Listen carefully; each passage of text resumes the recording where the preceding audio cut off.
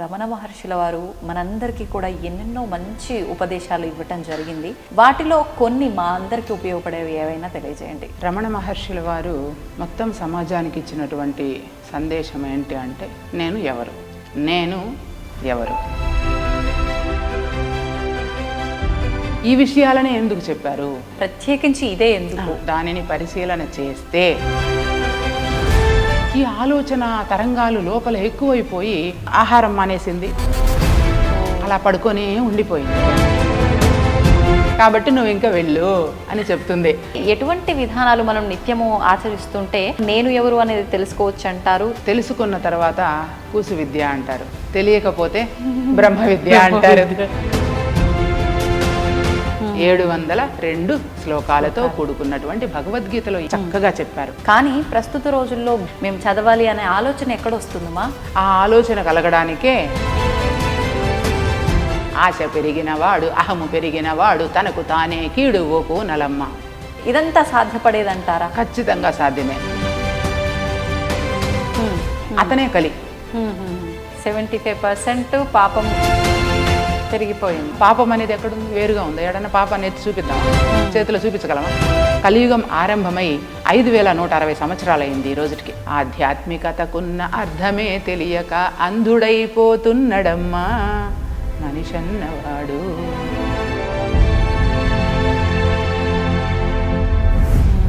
కదా, అప్పుడు సేవకులు శూద్రులు తక్కువైపోతారు, బ్రహ్మ విద్యను బోధించే వాళ్ళు ఎక్కువైపోతారా? అలానే అయ్యారు కదా. నమస్కారం, ఐ డ్రీమ్ సనాతన వైభవం కార్యక్రమానికి స్వాగతం. నేను మీ విచిత.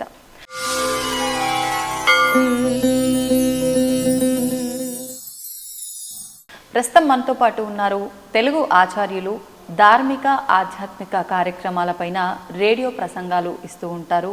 అదేవిధంగా ధ్యాన శిక్షణ, ఆత్మ జ్ఞానానికి సంబంధించిన బోధన, ఇలాంటి ఎన్నెన్నో విషయాలపైన వారు మాట్లాడుతూ ఉంటారు. వారెవరో కాదండి, డాక్టర్ వరలక్ష్మి పూజారి గారు. ఇప్పుడు వారితో మాట్లాడి మనం కూడా కొన్ని విషయాలను సవివరంగా తెలుసుకునే ప్రయత్నం చేద్దాం. అమ్మా నమస్తే. నమస్తే అమ్మ. అమ్మ, మీరు ఎన్నెన్నో ధార్మిక ఆధ్యాత్మిక విషయాలపైన ప్రసంగాలు చేస్తూ ఉంటారు. నిత్యము ఇక్కడ ఈ ఆశ్రమంలో మీరు ఎన్నెన్నో విషయాలపైన చర్చిస్తూ ఉంటారు. పొద్దున్న నుంచి నైట్ వరకు కూడా ఎన్నెన్నో మంచి మంచి విషయాలు. ముఖ్యంగా అసలు ఫస్ట్ ఈ విషయాలన్నిటి గురించి మాట్లాడుకునే ముందు రమణుల గురించి మాట్లాడుకుందాం. రమణ మహర్షుల వారు మనందరికీ కూడా ఎన్నెన్నో మంచి ఉపదేశాలు ఇవ్వటం జరిగింది. వాటిలో కొన్ని మా అందరికీ ఉపయోగపడేవి ఏవైనా తెలియజేయండి. అలాగే అమ్మ.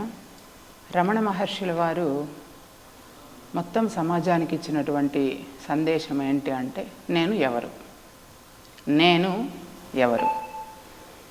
ఇది పరిశీలన చేసుకో, నీకు నీవుగా పరిశీలన చేసి నీవెవరో నీకు నీవుగా గ్రహించు. ఎవరికి వారు వేసుకోవాల్సిన ప్రశ్న. ఎవరికి వారు అంటే అందరికీ ఆయన ఇచ్చినటువంటి ప్రశ్న నేనెవరు కదా. నేనెవరిని అని నేను ప్రశ్నించుకోవాలి. ప్రతి ఒక్కరూ అలా ప్రశ్నించుకున్నప్పుడు నేను ఎవరిని, నేను ఇక్కడ ఎందుకోసం వచ్చాను, అసలు ఈ పుట్టుక ఏమిటి, ఎటువంటి విలువలతో కూడుకున్నటువంటి జీవన విధానాన్ని నేను కొనసాగించాలి అనేటటువంటి విషయం అనుభవంగా మనకి అర్థమవుతుంది. రమణ మహర్షుల వారు చెప్పినటువంటి ఉళ్ళదు 40 ఉళ్ళదు 40 అనేటటువంటి గ్రంథం పేరు. అట్లాగే పెరియ పురాణం, ఉపదేశ సారం, ఇట్లా అనేక గ్రంథాల ద్వారా వారు సమాజానికి ఈ విషయాలనే ఎందుకు చెప్పారు అనేది కూడా మళ్ళీ మనం ఆలోచించాలి. అవును, అంటే ఎన్నెన్నో ఉన్నాయి, ప్రత్యేకించి ఇదే ఎందుకు, నేనెవరు అని ఎందుకు చెప్పారు అవును అని అన్నప్పుడు సమాజంలో అన్నీ ఉన్నాయి. అంటే ఇంజనీరింగ్ విద్య, అట్లాగే వైద్య శాస్త్రం, వైద్య విద్య, కంప్యూటర్ విద్య, అంటే అంతరిక్షాన్ని తాకగలిగినటువంటి మేధ మానవునిలో ఉంది. అన్ని రకాల విద్యలు మనముగా ప్రవేశపెట్టాం. అన్ని రకాల పాఠశాలల్లో, కళాశాలల్లో, విశ్వవిద్యాలయాల్లో అన్ని రకాల విద్యలు నేర్పిస్తూ ఉన్నారు, బోధిస్తూ ఉన్నారు. అయితే అవన్నీ కూడా పొట్టకూటి విద్యలుగానే ఉండిపోతూ ఉన్నాయి. కానీ విలువలతో కూడుకున్నటువంటి విద్యా విధానం రాను రాను ఆ రోజుల్లో ఉండేటివి ఇప్పటికీ రాను రాను అవి అంతరించిపోయింది. కేవలము పొట్టకూడు లేదా ఒక ఉద్యోగం, ఒక ఉపాధి. సో ఇంతటితో పరిమితం అయిపోయారు. అవును. కానీ మానవ మేధ అలా పరిమితం కాదు కదా, అది అపరిమితం కదా. పరిమితం అంటే అంతరిక్షాన్ని స్పర్శించగలిగింది మేధ, అంతరంగాన్ని స్పృశించలేకపోతుంది. ఎందుకంటారు? నేనెవరు అనేటటువంటి రమణ మహర్షి ఇచ్చినటువంటి దానిని పరిశీలన చేస్తే అప్పుడు అది అనుభవ జ్ఞానంగా తెలుస్తుంది, అంటే ఎక్స్పీరియన్స్ అవుతుంది. అంటే ఏ రకమైన పరిశీలన చేయాలంటారమ్మా? అబ్జర్వేషన్ అండ్ ఎక్స్పీరియన్స్ కావాలి కదా. అవును. ఇప్పుడు నేను ఈ పరిశీలన ఎలా చేసిందో ఒక చీమ కథ చెబుతాను. ఓకే. రావి శాస్త్రి వారు రచించారు. ఆ చీమ ప్రతిరోజు భోజనం తింటున్నాము, ఆహారానికి వెళ్తూ ఉన్నాము, అందరితో పాటు తిరిగి తెచ్చుకుంటూ ఉన్నాము, తింటూ ఉన్నాము, నిద్రపోతూ ఉన్నాము. ఇంతేనా? మరైతే మా అవ్వ తాత కనిపించట్లేదు కదా, వాళ్ళ అవ్వ తాత, మరి పెద్దలందరూ ఎంతోమంది పోయారు కదా, అంటే రేపొద్దున నేను కూడా పోతానా? మరి అయితే నేను ఎవరిని? నేను ఈ చెయ్యినా, నేను ఈ కాలునా, నేను నా కన్నునా, నా తలనా, నా మొండాన్నా? అయితే నేనెవరిని? ఒకవేళ శాశ్వతంగా ఇక్కడ ఉండే పని అయితే మనం దాని గురించి ఆలోచించవలేదు, వెళ్ళిపోతూ ఉన్నాం. అలా నేనెవరిని అని ఆలోచించుకుంటూ ఉంటుంది. ఈ ఆలోచన తరంగాలు లోపల ఎక్కువైపోయి అది ఆహారం మానేసింది, అలా పడుకొని ఉండిపోయింది. ధ్యాస అంతా ఇంకా నేనెవరి పైన పెట్టేసి అది ఆహారం మానేసింది. తోటి ఫ్రెండ్స్తో రోజు ఆహారానికి వెళ్ళేది కదా, ఇప్పుడు మనం ఉద్యోగానికి వెళ్ళినట్లుగా. మనం ఉద్యోగానికి పొట్టకూటికి ఈ పని మీద వెళ్తాం, అది తన ఆహారం కోసం అది పొలాల్లోకి వెళుతుంది. అవి వెళ్తూ ఉన్నాయి, ఇవి రావట్లేదు. ఇది సరే 2 రోజులు 3 రోజులు చూశారు, ఇది బాగలేదేమో అని అనుకున్నారు. ఎన్ని రోజులైనా రాకపోయేసరికి ఏమైంది సోదరా, నువ్వు ఎందుకు ఇలా ఉన్నావు సోదరా, ఏంటి నువ్వు మాతో కూడా రావట్లేదు, పోనీ మేము తెచ్చిపెట్టిందన్నా తినలేదు కదా, 2 రోజులు తిన్నావు, ఇప్పుడు అది కూడా తిననంటున్నావు, ఏం జరిగింది నీలో అంటే తిరిగి ఇదే ప్రశ్నలు వేస్తుంది. నేనెవరు ఏంటి అని ఇదే ప్రశ్నలు రిపీట్ చేస్తుంది. నేనెవరిని, నా ప్రశ్నలకు జవాబు చెప్పండి, నేను అన్నం తింటాను, నేను ఎందుకు పుట్టాను కదా, నేను చచ్చి ఎక్కడికి వెళ్తాను, నేనేంటి, అసలు నేను ఎవరు, ఈ తల కాలు మొండెము నేను కాదు, అయితే నేనెవరిని అని అన్నప్పుడు ఆ చీమలలో ఉండేటటువంటి ఒక బుద్ధి కలిగినటువంటి చీమ, మేము ఎవరూ నీ ప్రశ్నలకు సమాధానం చెప్పలేము. మరి అక్కడ గౌతమి నదీ తీరాన ఒక ఊరు ఉన్నది, జన్నాలపాలెం అనే ఊరు ఉన్నది. ఆ ఊరిలో ఒక గురువు గారు ఉన్నారు, నిగమ శర్మ అని. ఆయన దగ్గరికి వెళ్ళావంటే నీ సందేహాలు తీరుతాయేమో అని చెప్తారు. అయితే అది చాలా దూరం, అయినా పర్వాలేదు నేను వెళ్తానులే అని అది అప్పుడు లేచి నెమ్మదిగా బయలుదేరి జన్నాలపాలెం చేరుకుంటుంది. జన్నాలపాలెం చేరుకున్న తర్వాత అక్కడ గురువు గారి దగ్గరికి వెళ్ళి ఇదే ప్రశ్నలను తిరిగి మళ్ళీ రిపీట్ చేస్తుంది. గురువుగారు నేను ఎవరినండి అని రిపీట్ చేసినప్పుడు, ఓహో నువ్వెవరో తెలుసుకోవడానికి వచ్చావా, అయితే నేను నీకు విద్య నేర్పిస్తాను, కానీ ఆత్మ పదార్థానికైనా మరి పరమాత్మకైనా బోధన చెయ్యాలి అని అంటే నాకు ఆకలిగా ఉంది. గురువు గారు నేను ఆకలిగా ఉంది, అన్నం తిని చాలా రోజులయ్యింది, నాకు అన్నం పెడితే నేను నీకు చెప్తాను. అట్లాగే నీకు విద్య నేర్పేయడానికి కనీసం 2 సంవత్సరాలు పడుతుంది కదా, 2 సంవత్సరాలకు సరిపడా రోజుకి గిద్దెడు నూకలు అని చెప్తాడు ఆయన. రోజుకి గిద్దెడు నూకలు తెచ్చిస్తే నేను రోజు దాన్ని తిని నీకు విద్య నేర్పిస్తాను అని చెప్తారు. అయ్యో దేవుడా, నా వీపంతా నొప్పి వస్తుందేమో, ఇన్ని నూకలు నేను ఎలాగా మోయాలి అని అనుకుని అది వెళ్ళి 2 సంవత్సరాలు శ్రమ చేసి 2 సంవత్సరాలకు కావలసినటువంటి నూకలను అది పోగు చేసుకున్న తర్వాత గురువు గారి దగ్గర విద్య నేర్పమని కూర్చుంటుంది. అప్పుడు ఆయన అఆలు, కక్కాలు, అక్షరాలు, పదాలు అన్నీ నేర్పిస్తారు. ఇంతే, నీకు విద్య అయిపోయింది, నువ్వు బయలుదేరు అని చెప్తారు. కానీ కావాల్సింది ఇది కాదు కదా చీమకి. కాదు, బయలుదేరు అంటారు. అదేంటి గురువు గారు, నేనెవరో చెప్పమని కదా నేను ఇక్కడికి వచ్చింది, ఇవి నేర్పించి మీరు నన్ను వెళ్ళిపోమంటున్నారే ఎలాగా, నేను నేర్పించినవన్నీ నువ్వు ఒకసారి రిపీట్ చెయ్యి, నాకు మళ్ళీ అప్పచెప్పు అంటే ఆ చీమ చెప్పినవన్నీ అప్పచెప్తుంది. అందులో ఆలు కక్కాలు అయిపోయినాక 2 అక్షరాల పదాలు వస్తాయి కదా, ఆ పదాలలో చీమ అని చెప్తుంది. అయితే నీ పేరు చీమ కాబట్టి నువ్వు ఇంకా వెళ్ళు అని చెప్తుంది. ఓహో నా పేరు చీమ అని ఇది ఎగురుకుంటా వాళ్ళ ఫ్రెండ్స్ దగ్గరికి వెళ్ళిపోయి, మనం ఈరోజు చీమల దినోత్సవం చేసుకుందాము, నేను చీమ అని నేను తెలుసుకున్నాను అని చెప్తుంది. మనందరి పేరు చీమలంట. ఓకే, ఒక 2-3 నెలలు గడిచింది. ఇక్కడ నేర్చుకున్నవన్నీ అక్కడ చెప్పేసింది వాళ్ళందరికీ. సో అయిపోయింది. తిరిగి మళ్ళీ సేమ్ వ్యాధి, రోగం. ఇంతకీ నాకు ఇవన్నీ వచ్చింది, మరి నేను ఎవరో తెలుసుకుని నేను ఎందుకు పుట్టాను, నా పేరు చీమ, ఉపయోగం ఏమి, నా పేరు అయితే చీమే, నా పుట్టిన ఎందుకు పుట్టాను, అసలు నేను పుట్టిన ప్రయోజనం ఏంటి, మళ్ళీ ఎక్కడికి వెళ్తాను, మళ్ళీ ఇదే ప్రశ్న. ఇదే విధంగా ఉంటే ఓహో మళ్ళీ దీనికి ఏదో తేడా వచ్చినట్టుందని ఇంకొక చీమ, అలా కాదు, నువ్వు పోయిన పని అవ్వలేదా, నీకు ఇంకా సంతృప్తి కలగలేదా, లేదు ఇంకా ఏదో ఉంది నేను తెలుసుకోవాల్సింది.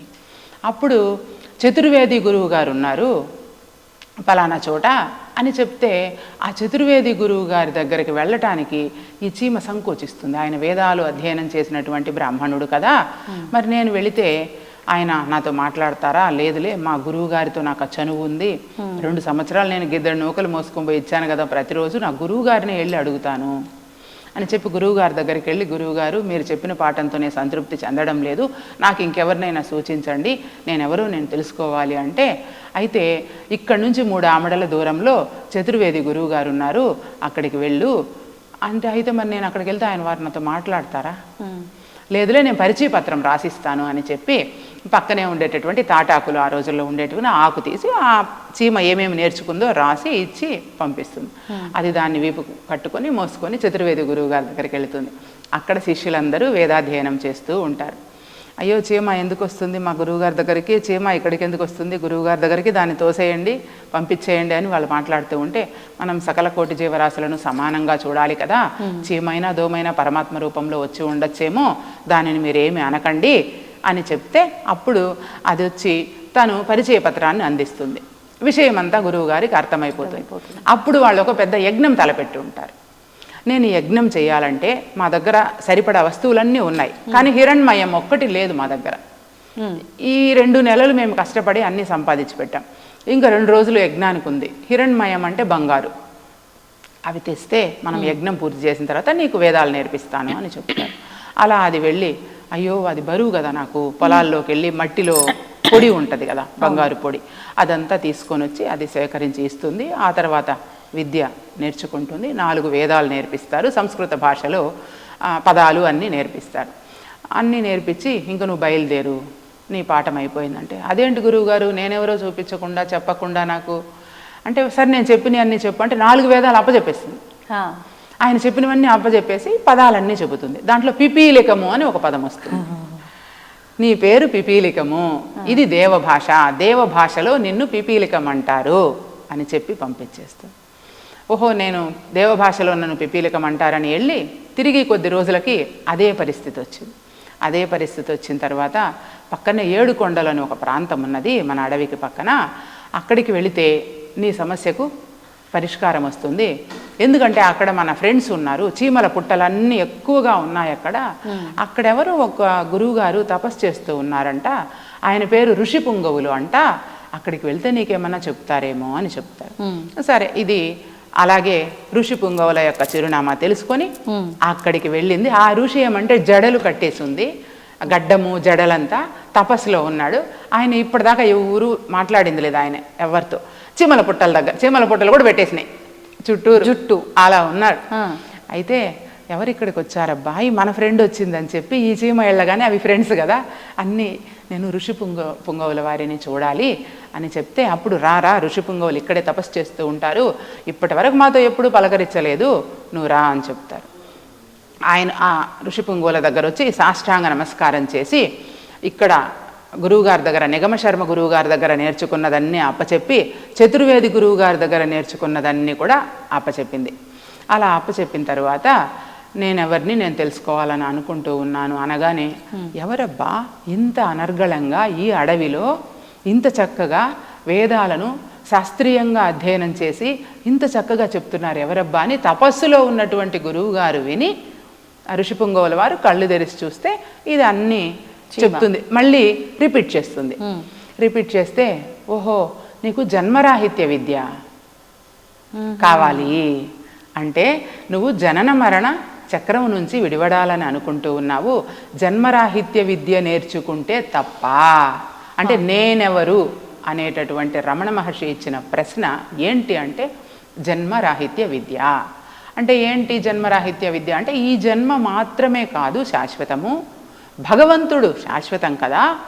ఈ భగవంతుడు ఈ లోక కళ్యాణ కార్యక్రమాల్లో మనల్ని ఇక్కడికి పంపించారు, లేదా మనమే కూడా వచ్చాము. ఎలా అయినా కానీ మనుషులమన్న తర్వాత లేదా విలువలను కాపాడాలి, అంటే ధర్మాన్ని కాపాడాలి. దీనికి ఏంటంటే శరీరం కలు ధర్మ సాధనం కదా. కలు మనిషికి శరీరం అనేది ధర్మ సాధనం. అంతే. మరి ధర్మాన్ని మనం కాపాడకపోతే ఏమవుతుంది? ట్రాక్ మిస్ అయిపోతాం, దారి తప్పిపోతే అది గల్లంతో అవుతుంది. కనుక ధర్మ పరిరక్షణ చెయ్యాలి. ధర్మ పరిరక్షణ ఎప్పుడు చేస్తాము అంటే నేనెవరో తెలిసినప్పుడు మాత్రమే చేస్తాం. ఆ ఋషి పుంగవుల దగ్గర ఓహో జన్మరాహిత్య విద్య ఇది ఎలాగా గురువు గారు అని అడుగుతుంది.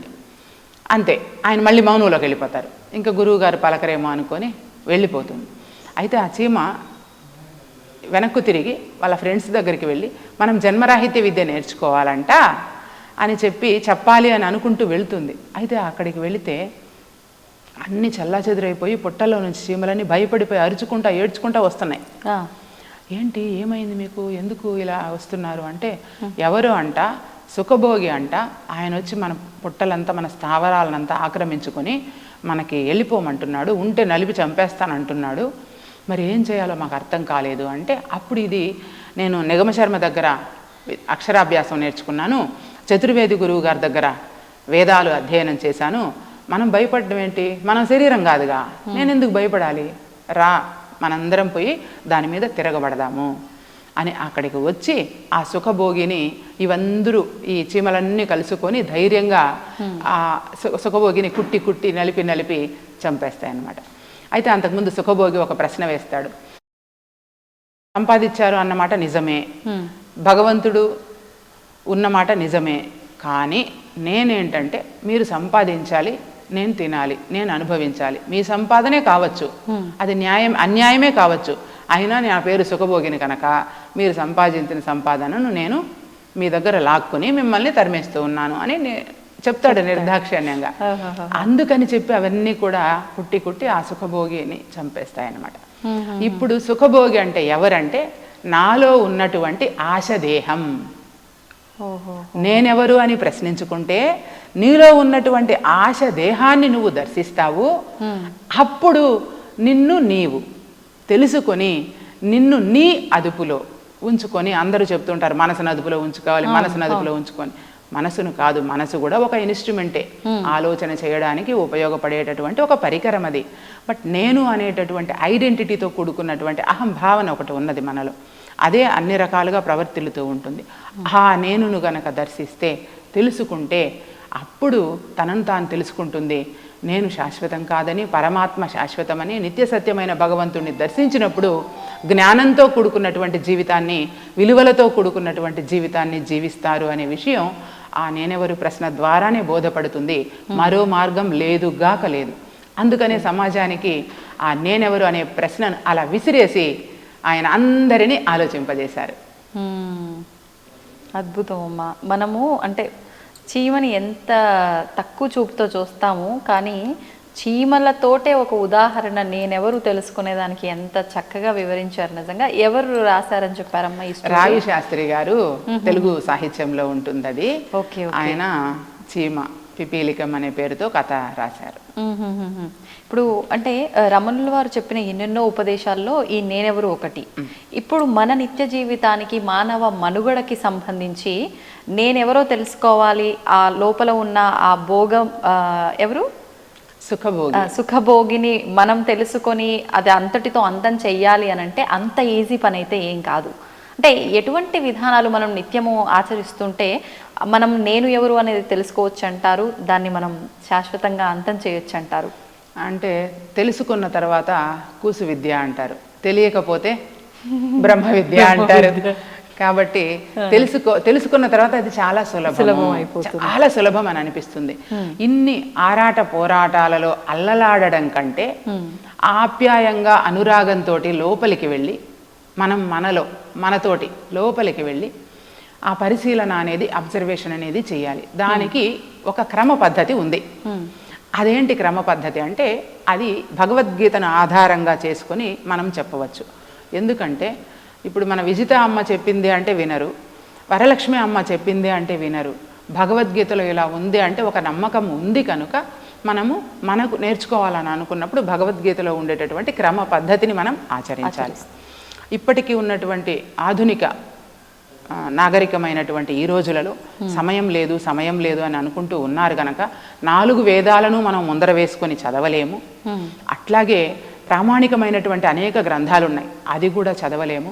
ఉపనిషత్తులు ఎన్నో ఉన్నాయి, వాటిల్లో నుంచి 10 ఉపనిషత్తులుగా ఇప్పుడు చదువుకుంటూ ఉన్నారు అన్నింటి సారాన్ని.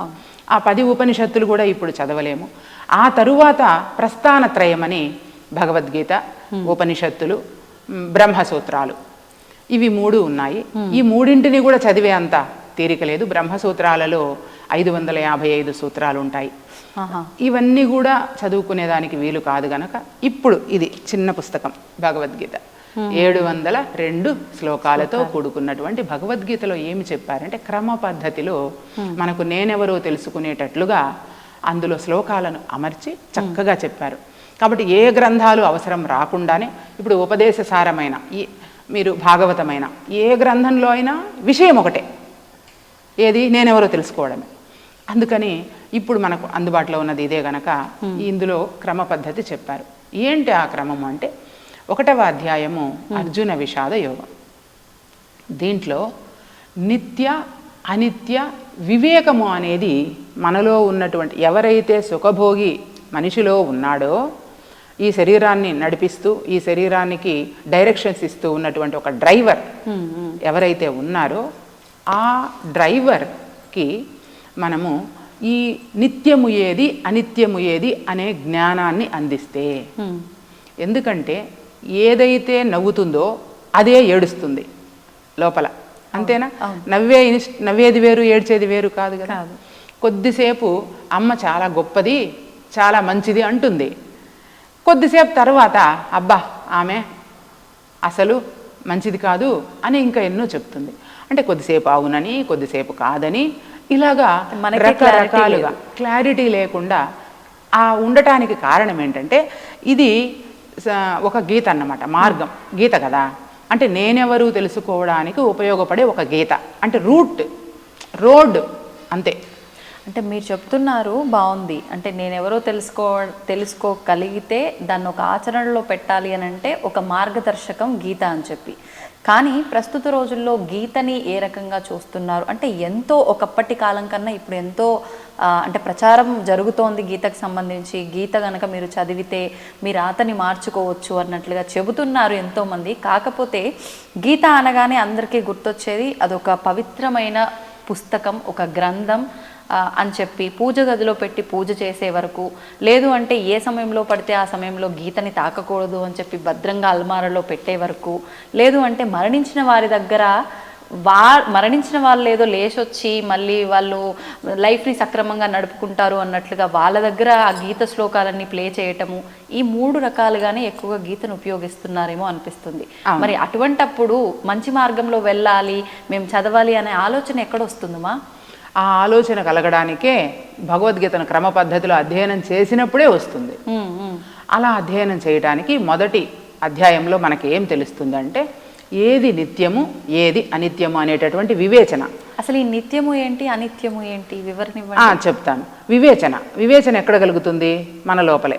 ఎక్కడ? ఏదైతే ఇప్పుడు అవివేకంతో ఉందో, ఏదైతే విషయం తెలియకుండా ఉందో దానికే వివేచన కలుగుతుంది. నిత్యము అంటే ఎప్పటికీ మారనిది, శాశ్వతమైనది, సత్యమైనది, వికారము లేనిది, సనాతనమైనది. అది దాని లక్షణము పుట్టదు, గిట్టదు, ముట్టదు, పట్టదు, కొట్టదు, తిట్టదు, కట్టుబడదు, ఏది అంటదు అని, ఏది అంటదు దానికి. అదే మనకి భగవద్గీతలో చెప్పిన శ్లోకము నైనం చిందంతి శస్త్రాణి నైనం దహతి పావకః నచైనం క్లేదయంత్యాపో నశోషయతి మారుతః అచ్ఛేద్యోయం అదాహ్యోయం అక్లేద్యో శోషయేవచ నిత్యః సర్వగతః స్థాణుః అచలోయం సనాతన నజాయతే మ్రియతే వా కదాచిత్ నాయం భూత్వా భవితా వా నభూయః అజో నిత్యః శాశ్వతోయం పురాణో నహన్యతే హన్యమానే శరీరే. అంటే అజహ, జన్మలేనిది, పుట్టనిది, ఇది శాశ్వతము, ఇది పురాణము, ఇది సనాతనము, ఈ లక్షణాలన్నీ కూడా ఒక్క భగవంతునికే వర్తిస్తుంది. పోని ఇప్పుడు భగవంతుడు అనగానే ఒక రూపం ఆపాదించుకుంటారు. కానీ ఎన్ని రూపాలుగా నీకు నువ్వు సృష్టించుకొని ఆపాదించుకున్నా ఉన్నది భగవంతుడు ఒకడే. ఎలా ఉంటాడు అంటే విశ్వవ్యాపక శక్తి రూపంలో ఉంటాడు. నేను అమ్మవారి రూపంలో కొలవచ్చు, మీరు వెంకటేశ్వర స్వామి రూపంలో కొలవచ్చు, శివుని రూపంలో కొలవచ్చు, తప్పులేదు.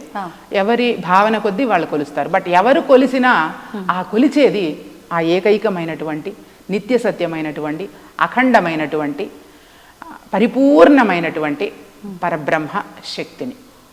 అది నిత్యం, అది తప్ప మిగిలినవన్నీ అనిత్యాలే. యదృశ్యం తన్నస్యం కదా. భగవంతుడు మారడు. ఇప్పుడు ఇది మారుతుందా లేదా? ఒకప్పుడు మనం ఎలా ఉన్నాము? చిన్న బిడ్డలాగా ఉన్నాం. శైశవ దశ, బాల్య దశ, ఆ తర్వాత కౌమార దశ, యవ్వన దశ, వయోజన దశ, వృద్ధాప్య దశ. సో ఈ కొంతకాలం ఎంతకాలం జీవించామన్నది కాకుండా అసలు ఏమి చేశాం మనము. పోనీ ఇప్పుడు మీకు నేను చెప్పాను వృద్ధాప్య దశ వరకు, మీరేమన్నా గ్యారెంటీ ఇవ్వగలరా? వృద్ధాప్య దశ వరకు లేదు. శతవర్షముల దాకా మితము చెప్పిరిగా అని నమ్మరా అదా మాట నెమ్మనమున. బాల్యమందో, మంచి ప్రాయమందో, ముదిమియందో, లేక ముసలియందో, ఊరనో అడవినో ఉదక మధ్యముననో ఎప్పుడో విడుచుట ఏ క్షణంబో. మరణమే నిశ్చయము బుద్ధిమంతులైన దేహమున్నంతలో నిన్ను తెలియవలయు. జీవుని ప్రయాణ కాలంబు సిద్ధమైన నిలచున దేహమందు ఒక్క నిమిషమైన. కాబట్టి అనిత్యము అనే విషయాన్ని నువ్వు గ్రహించినప్పుడు ఒక పదవి కోసం, ఒక డబ్బు కోసం ఇంకొకళ్ళని ఏదైనా చేయగలిగేటటువంటి మనస్తత్వం మనలో కలగదు కదా కదా. దూర్జటి చాలా స్పష్టంగా చెబుతాడు దాన్ని. ఒకరిని చంపి పదస్థులై బతుక తామొక్కొక్కరు ఊహింతురు ఏలకో, తామెన్నడు చావరో తమకు పోవో సంపదల్, పుత్రమిత్ర కళత్రాదులతోడ నిత్య సుఖం అందం గందురో, ఉన్నవారికి లేదో మృతి కటకట శ్రీకాళహస్తీశ్వర అని వేడుకుంటాడు ఆయన. ఈ భావన ఎప్పుడైతే మనకు నేను శాశ్వతం కాదు, భగవంతుడు శాశ్వతము, నేను ఇక్కడికి ఒక చుట్టంగా వచ్చాను, ఒక అతిథిగా వచ్చాను, ఈ భూమండలం అనేది ఓ మంచి పాఠశాల, నేను నేర్చుకోవడానికి వచ్చాను, నేర్పించడానికి వచ్చాను. ఇక్కడ అందరూ ఒకటే, అవును, అందరూ సమానమే.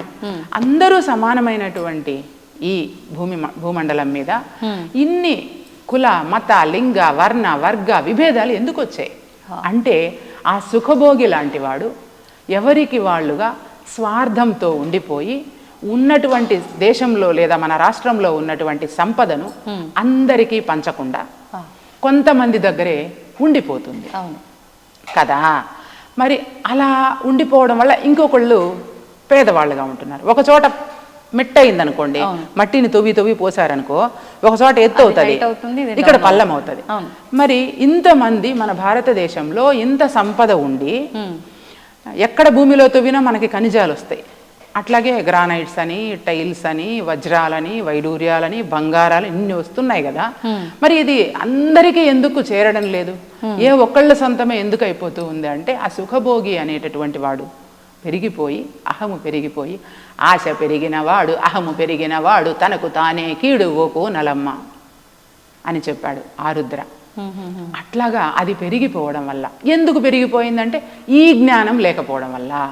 ఏ జ్ఞానము? నిత్యము ఏది, అనిత్యము ఏది అనే వివేచన ఉండడం. ఒక ప్రాణి మరొక ప్రాణిని హింస పెడుతున్నారు కదా, అంటే ఒక పదవి కోసం. వాడుక భాషలో చెప్పాలి అంటే ధర్మం అధర్మం అనుకోవచ్చమ్మా? ఉన్నవి ఒకటే ఉంటుందమ్మా, రెండు ఉండదు. అది ఎట్లాగా అనుకుంటారంటే ఇప్పుడు మంచి చెడు రెండు ఉండదు. ఇప్పుడు హత్య చేయడానికి వెళ్ళిన వాడు కూడా నేను మంచి చేస్తున్నాను అనుకుని వెళ్తాడు, దొంగతనం చేసేవాడు కూడా నేను మంచి చేస్తున్నాను అనుకుని వెళ్తాడు. వాడి దృష్టిలో మాత్రమే మంచి. కాబట్టి ఉన్నది ఒకటే, మంచి చెడు ఉండదు. మంచి ఏదో తెలియకపోవడం వల్ల తను అనుకున్నవన్నీ చేస్తూ ఉంటాడు. మంచి అంటే ఇదే అని నువ్వు చెప్పగలవు, కానీ చెడు అంటే ఒకటి ఎన్ని చెప్పగలవు? ఎన్నైనా చెప్తూ ఉంటావు కదా, ఎన్నో ఉంటాయి. అట్లాగే ధర్మం కూడా. యాక్చువల్గా గీత ధర్మం ప్రకారంగా అసలు ధర్మం అధర్మం అంటే ఏంటమ్మా? ఇప్పుడు మీరు అన్నట్టుగా ఒకటే ఉంది, రెండవది లేదు, అంటే మంచి ఉంది చెడు లేదు, చేస్తున్నదే మంచి అనుకుంటాం చెడైనా అని చెప్పి. గీతలో ఏం చెప్పారు ఈ ధర్మం అధర్మం ఈ మంచి చెడుల గురించి? గీతలో చెప్పింది కూడా ధర్మము అంటే దైవము. ధర్మం అంటే దైవం అని అన్నప్పుడు దైవం ఒక గీత ఉంది, ఒక లక్షణాలు ఉన్నాయి, ఒక పద్ధతి ఉంది. అదే గీత, భగవద్గీత పద్ధతి. భగవంతుని తెలిసే గీత, తెలిపే గీత, తెలిసే గీత. ఈ పద్ధతిలో నువ్వు వెళ్ళినప్పుడు నువ్వు కరెక్ట్గా ట్రాక్ మీదే వెళ్తావు, దారి తప్పవు. నువ్వు దారి తప్పేసావు అనుకో, అప్పుడు నువ్వు ఎందులో ఉన్నట్టు? అధర్మంలో ఉన్నట్టు. అధర్మం అని ప్రత్యేకంగా దానికి ఇన్ని లక్షణాలని ఇట్లా ఏమి ఉండదు. మంచికి అధర్మం అది. అట్లాగే మంచిగా ఉండకపోవడమే చెడు. చెడు. కానీ మా ఇప్పుడు మీరు అంటున్నారు మంచిగా ఉండకపోవడం చెడు, ధర్మంగా నడవకపోవడం అధర్మము అని. కానీ ఇందాక మీరు అన్నట్లుగా అంటే ఎవరికి వారు చేస్తున్నది మంచి అనే అనుకుంటారు, ధర్మం అనే అనుకుంటారు. అదే మూర్ఖత్వంలో వెళ్ళిపోతూ ఉంటారు. నేను చేస్తున్నది తప్పు అని మీరు నాకు ఒకవేళ చెప్పినా, లేదు నేను మంచే చేస్తున్నాను అని వితండవాదం చేస్తుంటారు. అలాంటి మూర్ఖుల్ని మనం అసలు బయటికి తీసుకురావడం సాధ్యమే అంటారా? ఖచ్చితంగా సాధ్యం. ఎందుకంటే గీతలో చాలా సులభంగా ఉంది కదా. ఇప్పుడు తనకి ఆ సుఖభోగే కదా అంటుంది. ఇప్పుడు తప్పు చేసినది ఆ ఫిజికల్ బాడీనా, తనలో ఉండేటటువంటి ఆ సుఖభోగినా? తప్పు ఏదైతే అధర్మం అంటున్నామో దాన్ని చేస్తున్నది తన యొక్క భౌతిక శరీరమా, తనలో ఉన్నటువంటి ఆ భావన అయి ఉండొచ్చు కదా. ఎంత సింపుల్. ఆ భావాన్ని మనం మార్చేస్తే సాఫ్ట్వేర్ అంటే నీ సాఫ్ట్వేర్ లో వైరస్ పట్టింది. ఆ వైరస్ కి మందు వేయాలి. ఆ మందే భగవద్గీత.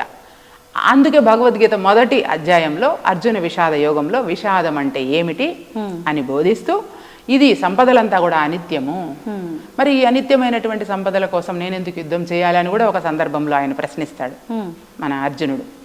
కాబట్టి ఎప్పుడైతే నిత్య అనిత్య విభజన తెలిసిపోతుందో, అంటే ఆత్మ అనాత్మ, భగవంతుడు మిగిలినవన్నీ కూడా అశాశ్వతం కనుక దానిని భగవంతుడని చెప్పలేము. కాబట్టి ఎప్పటికీ ఉండేది భగవంతుని తత్వము, భగవంతుని శక్తి. మరి మన డ్యూటీ ఏంటి ఇక్కడ అంటే ధర్మ సంస్థాపన. ధర్మ సంస్థాపన అంటే ఏమి అంటే విలువలతో కూడుకున్నటువంటి జీవన విధానం. ఏంటి అసలు ఈ విలువలు ఏంటమ్మా? ఏంటి విలువలు అంటే ఒక మనిషి మరొక మనిషిని ఏ రకంగానూ కూడా బాధించకుండా ఉండడం. నేనే నాకే కావాలన్నీ, నేనే ఉన్నాను, స్వార్థం అవి లేకపోవడమే విలువలతో కూడుకొని జీవించడం. అలాంటి వారు ఉన్నారంటారా అసలు? అదే మీకు ఇందాక చెప్పాను కదా, సంపద ఒకరి చేతిలోనే ఉండిపోతుంది, అట్లాగా అయిపోయింది. అలాంటి వాళ్ళు రమణ మహర్షుల వారు ఉండినారు కదా, ఈరోజు మనం వింటున్నాం కదా. అట్లాగే రామకృష్ణ పరమహంస ఉండినారు కదా, మనం వింటున్నాం కదా. అప్పట్లో వారికి సాధ్యపడింది. ఇప్పుడు ఈ కలియుగంలో ప్రస్తుత రోజుల్లో ఎవరైనా ఉన్నారు అని చెప్పొచ్చు అంటారా? అంటే ప్రతి ఒక్కరి దగ్గర ఎంత ధర్మంగా వెళ్ళే వారి దగ్గరైనా నేను నా కుటుంబం అనే ఒక చిన్న ఆ భావన అయినా ఉంటుందేమో అని.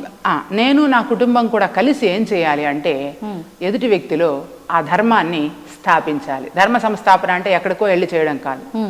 ఆ ఏదైతే లోపల స్వార్థపూరితమైనటువంటి నేను ఏదైతే ఉన్నదో, అహం ఏదైతే ఉన్నదో ఆ భావనలోకి వెళ్ళి నేను నా కుటుంబం అంతా కూడా మీ భావనను మార్చి ఆ సరి అయినటువంటి ట్రాక్ తప్పింది కదా, తిరిగి ట్రాక్ మీద ప్రయాణం చేసేటట్టు బోధించగలగాలి. ఆ బోధించడానికి గీత ఉంది కదా. ఖచ్చితంగా దీంట్లో మనుష్యాణం సహస్రేషు, కోటికొకరు ఖచ్చితంగా ఉంటారు, అయితే అరుదుగా ఉంటారు. ఇప్పుడు ఉదాహరణకు నా ఉదాహరణ, నాకు చిన్ననాటి నుంచి, నాకు ఊహ తెలిసినప్పటి నుంచి కూడా నాకు తెలిసిన వారికి, బంధువులు కావచ్చు, స్నేహితులు కావచ్చు, నాతోటి చదువుకున్న వాళ్ళు కావచ్చు, ఎవరైనా సరే ఇటువంటి విషయాల మీద ఆసక్తి లేదా తెలుసుకోవాలి అని ఉండే వాళ్లకు నిరంతరం నేను ఈ ధర్మాన్ని స్థాపన చేస్తూ ఉంటాను. ధర్మం అంటే దైవం కదా, దైవం అంటే దైవ లక్షణాలు, దైవ శక్తి కదా. ఎక్కడ స్థాపన చేస్తాను? మనకేమైనా కనిపిస్తుందా? అది కనిపించదు. మీ యొక్క లోపల జ్ఞానంలో, జ్ఞాతలో, దానిని జ్ఞాత అంటారు. గ్రహించేవాడిని మన లోపల ఉంటాడు డ్రైవర్ అని చెప్పాను కదా, జ్ఞాత అంటారనమాట. అది దానికి మనం విలువలను, ఆ ధర్మాన్ని, ఆ దైవాన్ని దాని లోపల స్థాపింపజేయడం. ఎట్లా స్థాపింపజేయడం మీకు ఉదాహరణ చెప్తాను. ఇప్పుడు మనకు పరమానంద శిష్యుల కథ అందరికీ తెలిసింది, సులభంగా అర్థమవుతుంది. 10 మంది నది దాటడానికి వెళ్ళారు, తెలుసు కదా. నది దాటిన తర్వాత ఎంచుకుంటారు వాళ్ళు, 9 మందే ఉన్నారు అని ఏడుస్తూ ఉంటారు. నదిలో ఒకడు మునిగిపోయాడు, మరి ఇంకొకడు వస్తాడు, వాడు మళ్ళీ 9 మందిని వేయిస్తాడు. ఆ కథే అన్నమాట. అప్పుడేమవుతుందంటే దారిలో పోయేవాళ్ళు, ఏమి నాన్న ఏం జరిగింది, ఎందుకు ఇట్లా ఏడుస్తూ ఉన్నారంటే, మేము ఇట్లాగా ఒకళ్ళు మిస్ అయిపోయాము అంటే, ఉండు నేను ఎంచి చూస్తాను అని చెప్తే 10 మంది. అది ఎట్లాగా 10 మంది ఉన్నారు? ఆ అబ్బాయి మీద ఒక ముటిక్కాయ వేసి, నువ్వు నిన్ను లెక్కేసుకోలేదా అంటే, ఓ అవును కదా నేను కదా అని గ్రహిస్తాడు.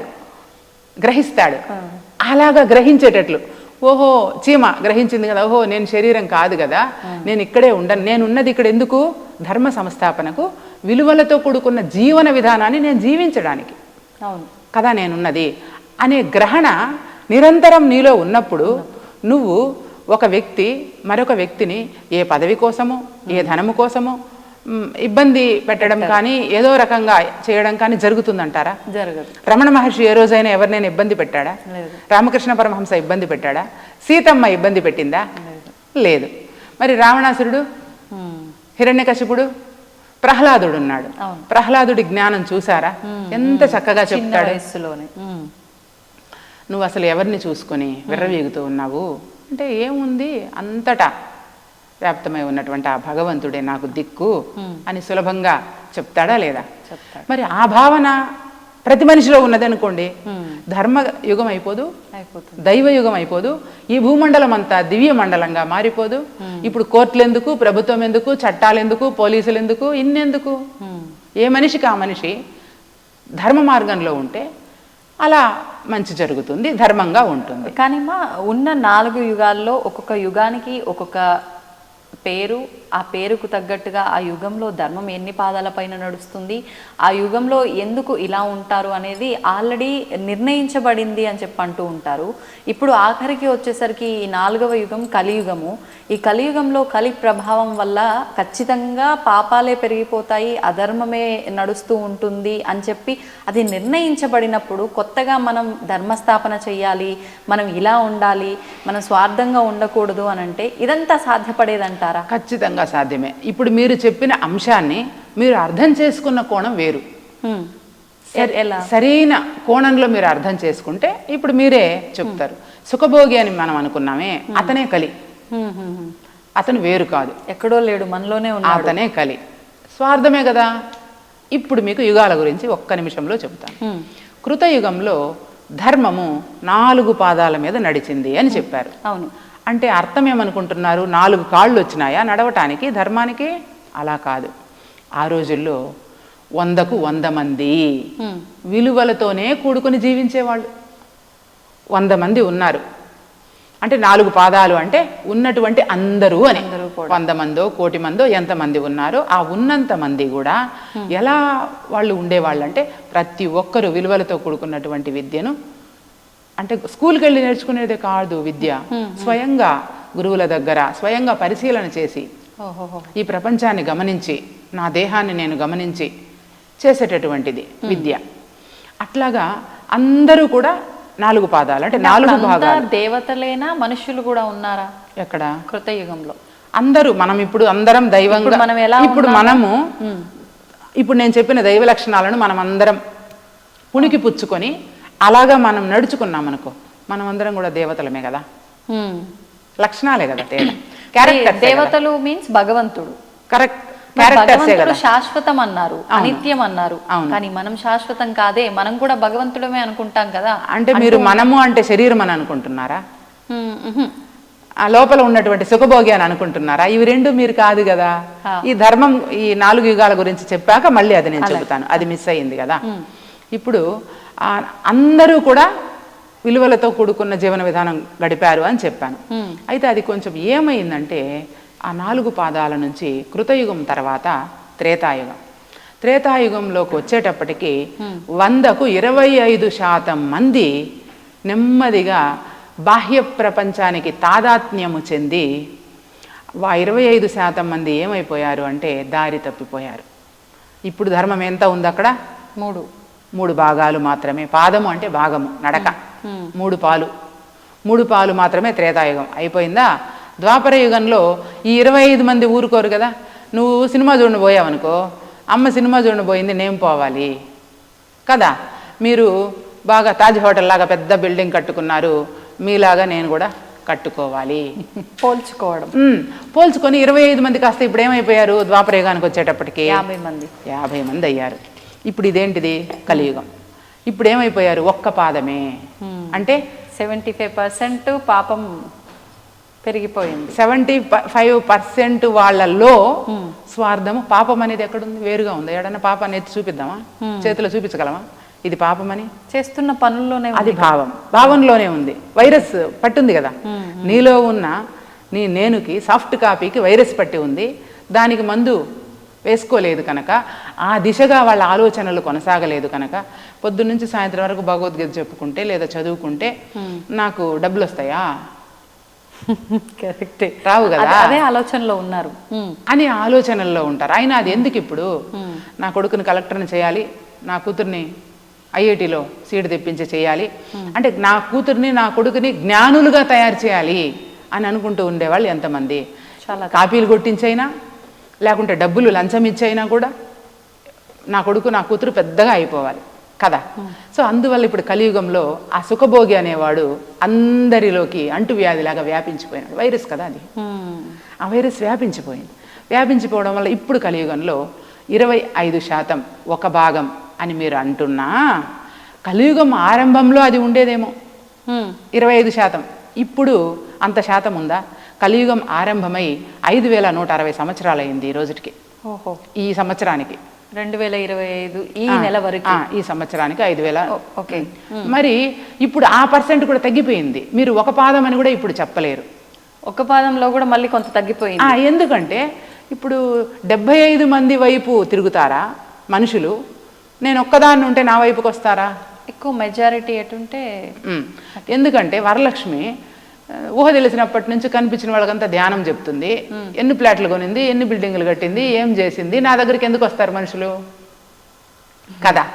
అట్లాగా మనము ధర్మం అంటే దైవం, ఈ విధంగా పాదాలను మనం అర్థం చేసుకుంటే కృతయుగం, త్రేతాయుగం, ద్వాపరయుగం, కలియుగంకి వచ్చేటప్పటికి ఇప్పుడు అరుదైపోయారు. ఇప్పుడు ఒక చిన్న సందేహమ్మా, అంటే ఇప్పుడు ఈ కలియుగంలో 75% మంది ఆలోచన విధానం కొంచెం వేరే రకంగా ఉంది కాబట్టి ఎక్కువగా వీళ్ళ సైడే మొగ్గు చూపి ఉన్న 25లో కూడా వీళ్ళ సైడ్కి రావడం జరిగింది. మరి ఇప్పుడు ముందు వాటి గురించి తీసుకుంటే కూడా యుగాల గురించి ఇదే గనక మనం ఫాలో అయ్యి ఉంటే, ఫస్ట్ కృతయుగంలో 100కి 100% మంచి వాళ్ళు అయినప్పుడు అసలు పాపం చేసే వాళ్ళలాగా భావన రావటానికి కానీ, ఆ రెండో యుగంలో వచ్చేసరికి కొంత % తగ్గడానికి అసలు ఆస్కారం ఎక్కడుందని తగ్గిపోయింది? ఎట్లా ఉందంటే, ఒకప్పుడు గురుకుల పాఠశాలలు ఉన్నాయి, మీకు తెలుసు కదా. ఆశ్రమాలు, గురుకుల పాఠశాలలు ఉండి పిల్లలందరూ కూడా 16, 17 ఏళ్ళు, 18 ఏళ్ల వరకు ఎక్కడ చదువుకునేవారు? ఇప్పుడు కాన్వెంట్లు ఎన్ని వచ్చాయి? ఇవన్నీ ఎప్పుడు మార్పు చెందింది? అలాగా ఒక మనిషిలో కలిగినటువంటి ఒక కలి భావన, స్వార్థ భావన ఒక మనిషి నుంచి మరొక మనిషికి ఎప్పుడు పాకింది అనే విషయం కూడా చాలా స్పష్టంగా భగవద్గీతలో 4వ అధ్యాయంలో ఉంది.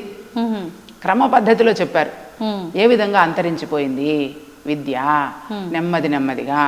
ఇప్పుడు ప్రభుత్వ పాఠశాలలు కూడా వెళ్ళిపోయాయి కదా, ఇప్పుడు ప్రైవేటు పాఠశాలలు వచ్చాయి.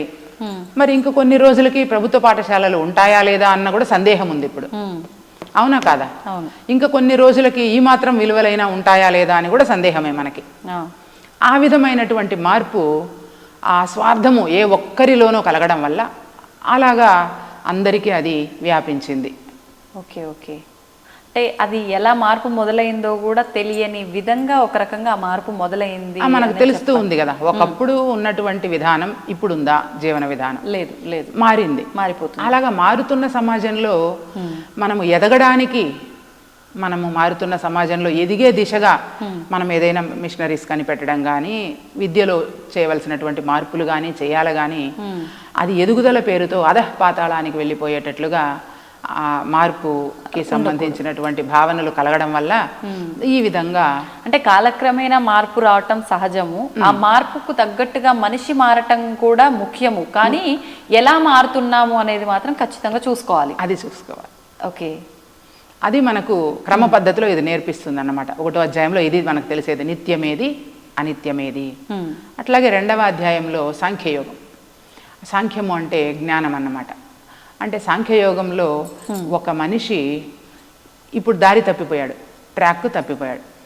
ఎలా ఆలోచన చేసి ఏ విధంగా మనం మనల్ని స్వీయ అధ్యయనం చేస్తే మనము మంచిగా మారతాము అనేటటువంటి క్రమ పద్ధతి 72 శ్లోకాల్లో క్రమంగా చెప్పాడు. అంటే నీ యొక్క ఇంద్రియాలను నువ్వు నీ లోపల ఉంచుకోవాలి. అంటే కంట్రోల్ అంటారు, అది కంట్రోల్ కాదు. నీ యొక్క ఇంద్రియాలను అవి ఎలా ప్రవర్తిల్లుతున్నాయో నువ్వు గమనించాలి. ఎవరు గమనించాలి ఇప్పుడు మళ్ళీ? వాడే కదా, సుఖభోగి గమనించాల, కలి గమనించాల. ఆడు గమనించి గమనించి గమనించి ఇటువంటి భగవద్గీత, రమణ మహర్షి ఇటువంటి వాళ్ళను చూసి నేను ఇప్పుడు ఎక్కడున్నానబ్బా, అవును కదా నేను దారి తప్పిపోయి ఉన్నాను, ఇప్పుడు నేను దారిలోకి రావాలంటే ఓకే ఈ క్రమ పద్ధతిని నేను అనుసరిస్తే నేను దారిలోకి వచ్చేస్తాను కదా అనే భావన. అంటే ఇప్పుడు ఏమైంది, దానికి మందు పడింది వైరస్కి. ఆ వైరస్ నెమ్మదిగా 18వ అధ్యాయం వచ్చేటప్పటికి ఆనందంగా తొలగిపోతుంది అన్నమాట. తొలగిపోయిన తర్వాత తన స్వస్వరూపం తనకు తెలుస్తుంది. దశమ శిష్యుడు ఆ 10 మందిలో ఒకడు ఆ బాటసారి వచ్చి మొటిక్కాయ వేసి అవునా మేము 10 మంది ఉన్నామా అని గ్రహించినట్లుగా ఈ 18 అధ్యాయాలు క్రమ పద్ధతిలో చదువుకుంటూ వెళ్ళినప్పుడు చాలా స్పష్టంగా చాలా సులభంగా తనకు స్వస్వరూపం దర్శనమవుతుంది. భగవంతుని తత్వం అర్థమవుతుంది. దేహం అంటే ఏమి, దేహి లక్షణాలు ఏమి మనకు భగవద్గీత క్రమ పద్ధతిలో బోధించింది. అట్లాగే నీ లోపల ఉన్నటువంటి దేహి, అదే కలి, దేహి లక్షణాలు ఏమి, అది విధి విధానాలేమి, అది ఎలా ఉండాలి, ఇప్పుడు ఎలా ఉంది, అది క్రమ పద్ధతిలో ఇది బోధిస్తుంది. అట్లాగే దైవం అంటే ఏమి, దైవం లక్షణాలు ఏమి, దైవం ఎలా మనం దైవాన్ని అర్థం చేసుకోవాలి అనేటివన్నీ కూడా భగవద్గీత క్రమ పద్ధతిలో బోధిస్తుంది. కర్మ అంటే ఏమి, పని, కర్మ అంటే పని. కర్మ అనేది అసలు చాలా వరకు రమణ మహర్షి చెప్పినారు. చాలా వరకు అందరూ ఏమనుకుంటున్నారు, ఇది నా కర్మ, ఇది నా విధి వశాన ఇలాగా నాకు అయ్యింది అని అంటారు కదా. ఇప్పుడు విధి అంటే ఏంటిది, నీ పూర్వజన్మ సుకృతం. మరి పూర్వజన్మలో కూడా నువ్వే కదా, అక్కడ రాసుకున్న విధి కూడా నీదే కదా కదా. కాబట్టి ఆ కర్మతత్వాన్ని మనం ఎలా అర్థం చేసుకోవాలి అనేది 2వ అధ్యాయానికి కపిల మహర్షి చెప్పినటువంటి సాంఖ్యయోగం ఆధారంగా అన్వయించి భగవద్గీతలో మనం నేర్చుకోవచ్చు. 3వది కర్మయోగంలో రమణ మహర్షి చెప్పినటువంటి ఉపదేశ సారంలో పూర్తిగా కర్మతత్వం గురించి ఉందన్నమాట. అంటే దేనికైనా మనకు దాని తత్వం తెలియాలి. దాని తత్వం తెలిసినప్పుడు దానికి ఈజీగా మనము తీసుకోగలుగుతాము సారాంశాన్ని. ఇప్పుడు ఒక మెకానిక్కి ఆ వస్తువు పట్ల, కారో బైకో అనుకుంటే ఆ బైక్లో ఏమేమి ఉంటాయి, ఎన్నెన్ని పార్ట్స్ ఉంటాయి, ఇది ఎక్కడ ఏమి పొరపాటు జరిగింది అని కారు మెకానిక్ కారును గమనించగలుగుతాడు, కంప్యూటర్ మెకానిక్ కంప్యూటర్ని గమనించగలుగుతాడు, బైక్ మెకానిక్ బైక్ని గమనించగలుగుతాడు. అలాగా ఎన్ని విషయాలు తెలిసినా మరి నేనెవరు అనే విషయం ప్రతి మనిషికి తెలుస్తా ఉందా? అసలు మనిషి అంటే ఏమిటి, మనిషి పుట్టుకకు కారణం ఏమిటి, భగవంతుడంటే ఎవరు, ఈ సమసమాజంలో ఆకలి దప్పులు, ఎండ వాన ఇవన్నీ కూడా అందరికీ సమానంగానే ప్రకృతి ఇచ్చింది. మరి అయితే ఈ తేడాలు ఎందుకు కదా? మనం పెంచుకునే ఆధ్యాత్మికతకున్న అర్థమే తెలియక అంధుడైపోతున్నడమ్మా మనిషన్నవాడు. మతము లోకహితము అన్నమాట మరచి మత ఘర్షణల మధ్య మనిషి కనుమరుగవుతూ కదా. అంటే ఈ ఘర్షణలు ఇవే సరిపోతుంది. అసలు మతం అంటే అభిప్రాయం. మీ మతం ఏంటి, మీ అభిప్రాయం ఏంటి అని అర్థం. ఇన్ని మతాలు లేవు కదా, ఉన్నదంతా మానవాళి, అందరూ మానవులందరూ ఒకటే మతము. మరి ఇవి ఎక్కడి నుంచి వచ్చాయి? అంటే అసలు గీతలో మతాల గురించి ఏమీ చెప్పబడి లేదమ్మా. చాతుర్వర్ణ్యం మయా సృష్టం గుణకర్మ విభాగశః.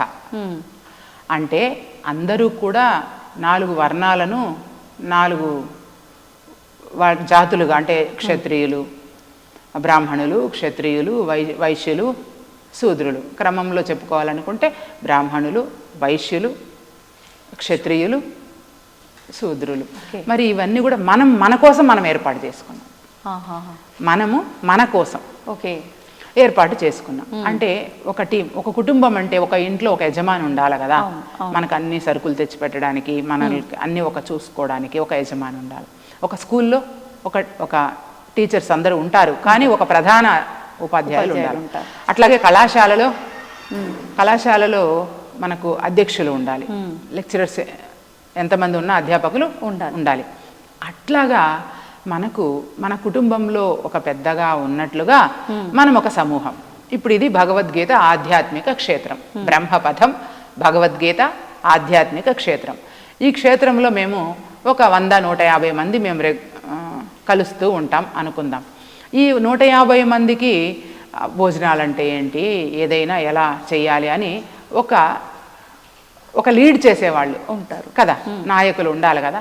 అలాగా మన కోసం, మన అభివృద్ధి కోసం మనం ఏర్పాటు చేసుకున్నాం ఏదైనా కూడా. అట్లాగా ఈ 4 వర్ణాలు ఏంటి అంటే, ఇప్పుడు నేను బ్రహ్మ విద్యను బోధిస్తూ ఉంటాను నా చిన్ననాటి నుంచి. అయితే నాకు వేరే ఏమీ తెలియదు. ఇప్పుడు నేను విద్యను బోధించాలి అంటే నేను ఇంట్లో ఒకరికో ఇద్దరికో చెబుతాను, అది ఎక్కువ మందికి చేరాలి అని మీలాంటి వాళ్ళకి ఆలోచన కలిగింది అనుకుందాం. అప్పుడు మీరు ఈ విషయాన్ని మనం 10 మందికి చెప్పాలంటే 10 మందిని ఒక చోట సమావేశపరచాలి, ఒక కార్యక్రమం పెట్టాలి, ఈ విద్యను తీసుకెళ్ళి అక్కడ పరిచయం చేయాలనే ఆలోచన మీకు వస్తుంది. అప్పుడు మీరు పాలకులు, క్షత్రియులు పాలిస్తారనమాట. అంటే ప్రజలకి ఏది కావాలో, ప్రజలు అభివృద్ధి చెందడానికి ఏది సముచితమైనదో అది మీరు తీసుకెళ్ళి ఆ ప్రజలకు బోధిస్తారనమాట. అది 4వ అధ్యాయం చెబుతుంది. అంటే పూర్వము బ్రహ్మ విద్యను తెలిసిన వాళ్ళు మాత్రమే రాజ్యాన్ని పరిపాలించడానికి అర్హులుగా ఉండేది. ఋషులు రాజ్యాలను పరిపాలించేవారని మీరు వినుంటారు. అవును అవును. అది కాస్త ఋషి చేతిలో నుంచి వీళ్ళ చేతిలోకి వచ్చేసిందనమాట. మనుషుల చేతిలో మామూలుగా అవగాహన లేకుండానే ఇప్పుడు చాలా చోట్ల ఉద్యోగాలు కానీ అవగాహన లేకుండానే, పని తెలియకుండానే ఉన్నారు కదా, అలాగా చేరిపోయిందన్నమాట. అందుకని చెప్పి ఇలా మనము అంటే మన దేశ అభివృద్ధి కోసం, లేదా మనం అందరం కలిసి అభివృద్ధి చెందడం కోసం ఈ పద్ధతులు వచ్చాయి, విభజన పద్ధతులు వచ్చినాయి. దానివల్ల ఏమైందంటే ఈ బ్రాహ్మణులు అంటే బ్రహ్మతత్వాన్ని బోధించేటటువంటి వాళ్ళు, అలా బోధించలేదు అనుకోండి వాళ్ళు బ్రాహ్మణులు కాదు, వాళ్ళు ఆ కులంలో పుట్టిండొచ్చు కాక ఆ క్యారెక్టర్స్ లేవు కదా, కాబట్టి వాళ్ళు బ్రాహ్మణులు కాదు. అట్లాగే క్షత్రియులు పాలించే వాళ్ళు కూడా ఉంటేనే ఈ విద్య అందుతుంది. ఓకే, నేను బోధిస్తున్నాను, మీరు ఒక కార్యక్రమాన్ని చేయటానికి నిర్వహణకు మీరు పూనుకున్నారు, కానీ మీకేం కావాలి, ఊరికి అయిపోదు కదా, ఒక కార్యక్రమానికి మైక్ పెట్టాలి, వచ్చిన వాళ్ళకి భోజనం పెట్టాలి, ఒక కళ్యాణ మండపాన్నో ఏదో ఒకటి, ఒక స్థలాన్ని మీరు ఏర్పాటు చేయాలి, వీటికన్నిటికీ డబ్బు కావాలి. కాబట్టి అమ్మ ధర్మం బోధించడానికి మనకి డబ్బు కావాలి కదా అని చెప్పి మీరు పాలకులు కనుక, మీ చేతిలో అధికారం ఉంటుంది కనుక ఊర్లో ప్రజలందరినీ కలిపి తలా రూపాయి అడిగి ఈ కార్యక్రమం చేద్దాము అని అంటారు. ఆ రూపాయి మీకు ఎవరు ఇవ్వగలరు అంటే అది సంపాదించే వాళ్ళే ఇవ్వగలరు, వ్యాపార వాణిజ్య విషయాల మీద. అది వైశ్యులు. ఇక్కడ కులమతాలకు సంబంధం లేదు, ఈ భావన. అయితే వీళ్ళు వ్యాపారంలో నిరంతరం ఉంటారు. అప్పుడు వాళ్ళు ఈ కార్యక్రమాలన్నీ చేయలేరు. కాబట్టి నాన్న నేను 10 రూపాయలు దానం ఇస్తానమ్మా, నువ్వు మంచి పని చేస్తున్నావు, నువ్వు చెయ్యి అని నువ్వు ఆ కార్యక్రమాన్ని నిర్వహించడానికి నీకు 10 రూపాయలు, తలా 10 రూపాయలు ఇస్తారు వీళ్ళు వైశ్యులు. ఇంతటితో అయిపోదు కదా, నీకు అక్కడ అరేంజ్ చేసే వాళ్ళు ఉండాలి, చిమ్మే వాళ్ళు ఉండాలి, అన్నం వడ్డించే వాళ్ళు కావాలి. వీళ్ళంతా శూద్రులు, సేవకులు. ఇప్పుడు ఈ 4 లేకపోతే ఏ ఇంట్లో అయినా జరుగుతుందా? అప్పుడు సేవకులు శూద్రులు తక్కువైపోతారు, బ్రహ్మ విద్యను బోధించే వాళ్ళు ఎక్కువైపోతారా? అలానే అయ్యారు కదా. అంతా కూడా ఏమైపోయిందంటే అవగాహన లోపం. ప్రపంచంలో ఉండే మానవాళిలో 99.9% జనులకు ఏమైందంటే విషయ పరిచయం ఉంది, భగవద్గీత ఉందని ప్రపంచంలో ఎవరికిదో తెలియదు చెప్పండి. కానీ భగవద్గీతలో ఏముందో దాన్ని గ్రహించే శక్తి లేదు. పరిచయం ఉంది, పరిజ్ఞానం లేదు అనొచ్చా? పరిచయం ఉంది, పరిజ్ఞానం లేదు, అవగాహన లేదు. అందుకని ఇలాగే మీరు ఏ విషయం తీసుకున్నా మనం వాస్తవంలోకి వెళ్ళి పరిశీలన చేసినప్పుడు మనకి వాస్తవాలు తెలుస్తాయి. ఇప్పుడు వాస్తవానికి వెళ్ళి పరిశీలన చేయగలిగే ధ్యాస ఇప్పుడు లేదు కదా. నా ధ్యాస అంతా ఏమైపోయింది అంటే భౌతిక విషయాలపైకి వెళ్ళిపోయింది. కాబట్టి అవగాహన లోపం వచ్చింది. ధర్మ సంస్థాపన చేసేవాళ్ళు కరువు అయ్యారు, చాలా అరుదైపోయారు. ఓకే. మీరు చెప్పినంత విన్న తర్వాత అనిపించింది అంటే మతాలు ఈ కులాలు అనేది అసలు లేనే లేవు, మనకి మనం సృష్టించుకున్నవి మాత్రమే. ఇది అంటే ఈ వ్యవహారం చేసిన వాళ్ళని ఈ రకంగా అని ఎవరికి వాళ్ళు డిసైడ్ చేసింది, అంతవరకు బాగానే ఉంది. అది కాస్త ఇప్పుడు కులాలు మతాలు అని కొట్టుకుని చచ్చేదాకా పోయింది. అంటే ఒకటి కాదు, ఒకదాన్ని తీసుకుంటే ఒక కులాన్నో ఒక మతాన్నో దాంట్లో మళ్ళీ వర్గాలు ఇలా అంతా కూడా వెళ్ళిపోతుంది ప్రస్తుత సమాజంలో. మరి ఇవన్నీ ఎందుకంటారు? అంటే అమ్మ, ఇప్పుడు మనము నేను డిగ్రీ కాలేజీలో పనిచేస్తూ ఉన్నాను, ప్రభుత్వ డిగ్రీ కళాశాల నగరి. ఇప్పుడు మా కళాశాలలో బీకామ్ ఒక గ్రూప్ ఉంది, అట్లాగే బిఏ ఒక గ్రూప్ ఉంది, బిఎస్సి ఒక గ్రూప్ ఉంది. ఇప్పుడు మా కాలేజీకి వస్తే మేము ఈ గ్రూప్స్ ఉన్నాయని చెబుతాము. వీళ్ళందరూ బిఎస్సి విద్యార్థులు, వీళ్ళందరూ బీకామ్ విద్యార్థులు, వీళ్ళందరూ బిఏ విద్యార్థులు అని చెప్పుకుంటాం కదా. ఇది ఒక మతం అన్నమాట, ఒక సమూహము. అట్లా ఒక్కొక్క సమూహము కలిసి నా కులం ఇది, నా మతం ఇది, నా పద్ధతి ఇది అని అంతా ఏర్పాటు చేసుకున్నది ఎవరికి వారే కానీ ఇదంతా కూడా స్వయం సృష్టే కానీ భగవంతుని సృష్టి కాదు. భగవంతుని సృష్టిలో అందరూ సమానమే. భగవంతుడి సృష్టే కాదు, ఎవరికి వారు సృష్టించుకున్నది అని మీరు అన్నారు. అంటే భగవంతుడి ఆజ్ఞ లేనిదే, ఇప్పుడు అంటూ ఉంటారు శివుడాజ్ఞ లేనిదే చీమైనా కుట్టదు అని. అంటే ఆయన ఆజ్ఞ లేనిదే, ఆయన కన్నుసందల్లో జరగనిదే ఇదంతా మనకు మనం ఆడించుకునే ఆట ఎలా అవుతుందంటారమ్మా? ఖచ్చితంగా ఇది మనకు ఆడించుకునే ఆటే. నకర్తృత్వం నకర్మాణి లోకస్య సృజతి ప్రభు నకర్మఫల సంయోగం స్వభావస్తు ప్రవర్తతే. అంటే మానవుల యొక్క పుణ్య పాపాలకు కానీ వాళ్ళ యొక్క చేష్టలకు కానీ వాళ్ళు చేస్తున్న ఏ పనికి కానీ నాకు సంబంధం లేదు. అజ్ఞానపు మనుషులు మోహవశం వల్ల నేను చేస్తున్నానని వాళ్ళు భ్రమ చెందుతున్నారు అని భగవద్గీతలోనే ఉంది. మీరు ఏ ప్రశ్న వేసినా ప్రతి ప్రశ్నకు సమాధానం భగవద్గీత, ప్రతి సమస్యకు పరిష్కారం భగవద్గీత. కాబట్టి ఇవంతా కూడా కల్పన. అసలు ఈ సృష్టి ఒక కల్పం కదమ్మా, కల్పితం కదా. మనము సిమెంటు, ఇసుక, గులక కలిపి ఒక కాంక్రీట్ని తయారు చేసి నీకు కావలసిన షేపులో నువ్వు గోడ కట్టుకుంటూ ఉన్నట్లుగా నీకు అనిపించినటువంటి భావనతో నువ్వు కల్పన చేసుకుంటూ ఉన్నావు. అయితే అదే నువ్వు సద్గురు మార్గంలో ధర్మ మార్గంలో ఉన్నావనుకో, నీకు అటువంటి కల్పనలు రావు. ఎట్లా అంటే ఇప్పుడు నువ్వు ఇక్కడ ఇది మాట్లాడుతూ ఉన్నారు, ఇప్పుడు మీరు నిద్రపోయి కలగంటూ ఉన్నటువంటి సందర్భాన్ని ఊహించుకోండి. కలలోని మిమ్మల్ని సింహం తరుముకుంటూ వచ్చింది, పులి తరుముకుంటూ వచ్చింది, అలా ఎన్నో అనుభవాలు కలిగినాయి. కళ్ళు తెరిచాక ఏమనిపించింది? కలే కదా, ఇదంతా నిజం కాదు కదా. అట్లాగే ఇక్కడ నుంచి కూడా ఈ బాహ్య చూపు, బాహ్య ప్రపంచాన్ని చూసే శక్తిని కోల్పోయిన తర్వాత ఆ సినిమా స్టార్ట్ అవుతుంది, అక్కడ స్టార్ట్ అవుతుంది. అప్పుడు నీకు అనిపిస్తుంది ఏంటిదబ్బా ఇది అనేటటువంటి భావన అనిపిస్తుంది. అంటే అప్పుడు మళ్ళా నువ్వు మేల్కుంటావు అన్నమాట. ఇది జస్ట్ ఉదాహరణకి. ఇప్పుడు మీరు ఎలా గ్రహించారు? భగవంతుని తత్వం ఇది అని నువ్వు గ్రహిస్తే అప్పుడు నువ్వు మేల్కుంటావు. మరి నువ్వు మేలుకున్నప్పుడు అప్పుడు నీకు విషయము వాస్తవం ఏదో తెలుస్తుంది. ఓకే, ఇది అబద్ధము, ఇది మనము భ్రమ చెందాము.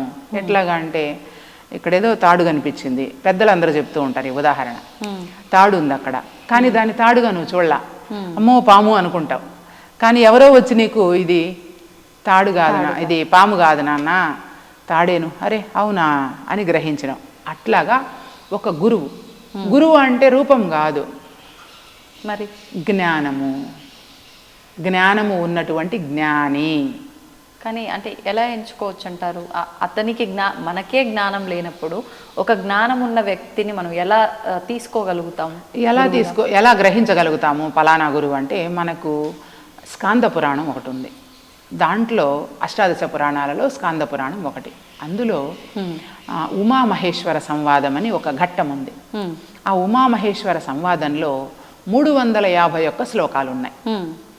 ఆ 351 శ్లోకాలు ఏమి చెప్తాయి అంటే, అసలు గురువు పార్వతీదేవి అడుగుతుంది, జనులందరూ కూడా ఇచ్ఛాద్వేష సముత్థేన ద్వంద్వమోహేన భారత సర్వభూతాని సమ్మోహం సర్గే యాంతి పరంతప. ఇది భగవద్గీతలో ఉన్న శ్లోకం. మీరు ఇంకొక విషయం ఏంటంటే, ఏ గ్రంథమన్నా తీసుకోండి, పదాలు వేరుగా ఉంటాయి, శ్లోకాలు వేరే తీరులో ఉన్నట్టు ఉంటాయి, కానీ ఆంతర్యంగా నిగూఢంగా దాగి ఉన్నటువంటి సత్యం ఒకటే, సారం ఒకటే. అది మీకు ఇప్పుడే నేను ప్రూవ్ చేస్తాను. అయితే ఆ గురుగీతలో చెప్పు ఉన్న విషయం ఏంటంటే, పార్వతీదేవి అడిగిన సందర్భంలో జనాలు మనుషులందరూ కూడా ఎందుకు ఇలా భ్రాంతితో ఉన్నారు కదా, వాళ్ళ వాస్తవాన్ని వాళ్ళు గ్రహించలేకపోతున్నారే, ఈగ ఇల్లలుక్కుంటూ తన పేరు మర్చిపోయినట్లుగా తెలుసుకోలేకుండా ఉన్నారు కదా, ఏం చేయాలంటే వాళ్ళు పరమగురువుని పట్టుకోవాలి, పరమగురు మార్గంలో నడవాలి అని చెప్తారు. మరి మానవులకు తెలియదు కదా, కనిపించిన ప్రతి ఒక్కరిని గురువుగా అని అనుకుంటారు కదా. గురువు అంటే జ్ఞానము. ఎట్లా మీకు ఇది మీరు ప్రూవ్ చేసుకోవాలి అంటే, మీకు ఎట్లా రూఢి అవుతుందంటే, అజ్ఞాన తిమిరాంధస్య, మీకు అందరికీ తెలిసిన శ్లోకం, జ్ఞానాంజన శలాకయ కదా. అజ్ఞానము అనేటటువంటి చీకటి ఎవరి చేత పోతుంది? జ్ఞానాంజన శలాకయ, జ్ఞానము వల్ల పోతుంది. కాబట్టి అటువంటి జ్ఞానాన్ని అందించగలిగిన వాళ్ళు. నువ్వు ఇప్పుడు ఎలిమెంటరీ విద్యలో విద్య నేర్పిస్తారు, వాళ్ళని సూచక గురువు అని అంటారు. అట్లాగా ఇది మీకు తెలిసే ఉండవచ్చు. మరి సూచక గురువు దగ్గర ఏమి నేర్చుకున్నాము? ఎలిమెంటరీ విద్య నేర్చుకున్నాం. వాచక గురువు టెక్స్టును చదివి కథలు, పురాణాలు, కథలన్నీ చదివి చెబుతారు, వాళ్ళు వాచక గురువులు. సోహం అని ఏకాక్షరి, ఓం అనే ఏకాక్షరము, సోహం అనే ద్విత్వాక్షరము, పంచాక్షరము, ద్వాదశాక్షరి, ఈ విధంగా మంత్రాలు ఇస్తూ ఉంటారు, వాళ్ళను బోధక గురువు అంటారు. మరి ఆ తర్వాత నిషిద్ధ గురువు. ఎవరిని నిషిద్ధ గురువుగా చెప్పచ్చు? మంత్రాలు, యంత్రాలు, తంత్రాలు ఏవో చేస్తూ ఉంటారు, వీళ్ళందరినీ నిషిద్ధ గురువుగా చెప్పచ్చు. ఈ విభజన మీకు తెలిసిపోయింది అనుకోండి. తర్వాత 5వది విహిత గురువు. విహిత గురువు అంటే భగవద్గీత చదువుకుంటే మంచిది, బ్రహ్మపదం భగవద్గీత ఆధ్యాత్మిక క్షేత్రంలో భగవద్గీత నేర్పిస్తూ ఉన్నారంట, అందులోని మూలాల్లోకి వెళ్ళి అని ఎవరైనా చెప్తారు. అలా చెప్పి దారి చూపించే వాళ్ళు విహిత గురువులు అన్నమాట. విహిత గురువు. ఆ తర్వాత బ్రహ్మజ్ఞాన గురువు. అంతా ఒకటే అంతా అని చెప్తారు బ్రహ్మజ్ఞాన గురువులు. ఎట్లాగా ఒకటే అంతా అంటే, చతుర్వేద గురువు గారు చెప్పారు చూడండి, చీమకు అంతా ఒకటే అంతా వేదాల సారం ఇదే అని చెప్పి పంపించేశారు కదా అని చెబుతారు. కానీ పరమ గురువు ఏమి చేస్తారు అంటే, ఇప్పటి వరకు మనం చర్చించాం కదా అమ్మా, నువ్వు భౌతిక దేహం అంటే ఈ దేహము ఈ విధమైనటువంటి లక్షణాలను కలిగి ఉంటుంది, దానికి ఇదమిద్దం అనేటటువంటి శాశ్వతత్వం లేదు. పోనీ ఒక క్షణానికైనా నువ్వు గ్యారెంటీ ఇస్తావా అంటే, నువ్వు ఫ్రిడ్జ్ కొన్నామనుకో, వాషింగ్ మిషన్ కొన్నామనుకోండి, ఒక వారంటీ కార్డు ఇస్తారు. ఇప్పుడు మన దేహానికి వారంటీ కార్డు ఇవ్వగలమా? లేదు కదా.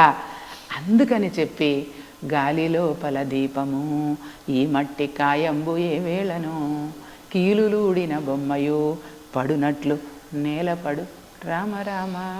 అంతే ఈ దేహం తత్వము. అందుకని చెప్పి దేహం, దాని యొక్క ఫంక్షన్స్, విధి విధానాలు, అట్లాగే నీలో ఉన్న డ్రైవర్ దేహి, దాని యొక్క విధి విధానాలు, భగవంతుడు, భగవంతుని లక్షణాలు, అది నీకు అర్థం చేయించి, రమణ మహర్షి చెప్పినటువంటి నేనెవరు అనే ప్రశ్నను నీకు అనేక సాక్ష్యాలతో, రుజువులతో, శాస్త్రాలతో, ప్రమాణాలతో నీకు రుజువు చేయించి, నీకు నీకే గ్రహింప చేయగలిగినటువంటి వారెవరైతే ఉన్నారో వాళ్ళు పరమ గురువులు. ఆ పరమ గురువు అంటే, మళ్ళీ గురువు అంటే జ్ఞానమే, రూపం లేదు, నామం లేదు. ఆ జ్ఞానం ఎక్కడుంటుందో ఆ జ్ఞానాన్ని తీసుకుంటే ఈ భూమండలం అంతా కూడా ధర్మంగానే ఉంటుంది, సత్యంగానే ఉంటుంది, ఉన్నది ఉన్నట్లుగానే ఉంటుంది. కానీ కల్పితాలకు, కల్మషాలకు, దేనికి కూడా అవకాశము ఉండదన్నమాట. అందుకనే మనం మన దేశాన్ని లేదా మన ప్రపంచాన్ని, మన తోటి వారిని అందరినీ కూడా ప్రశాంతంగా ఉంచడానికి మనము దానికి ఏదైతే మార్గం ఉందో దానిని మనం ఎంచుకోవాలి. దేని ద్వారా ప్రశాంతత వస్తుంది చెప్పండి చూద్దాం. నేను ఒక 4 కార్లు కొనుక్కుంటాను, దాని ద్వారా నాకు ప్రశాంతత వస్తుందా? ఇంకో దాని మీద ఆసక్తి కలగనంత వరకు మాత్రమే ప్రశాంతత. మళ్ళీ ఇంకంతే, అది ఇంకొకటి సైకిల్ రిపీట్ అంతే. కాబట్టి డబ్బు వల్ల సుఖము ప్రశాంతత వస్తుంది అని అనుకుంటే, ఇప్పుడు అలా అనుకునే కదా ప్రయాణం చేస్తుంది. మరి వాళ్లకు తెలియదా?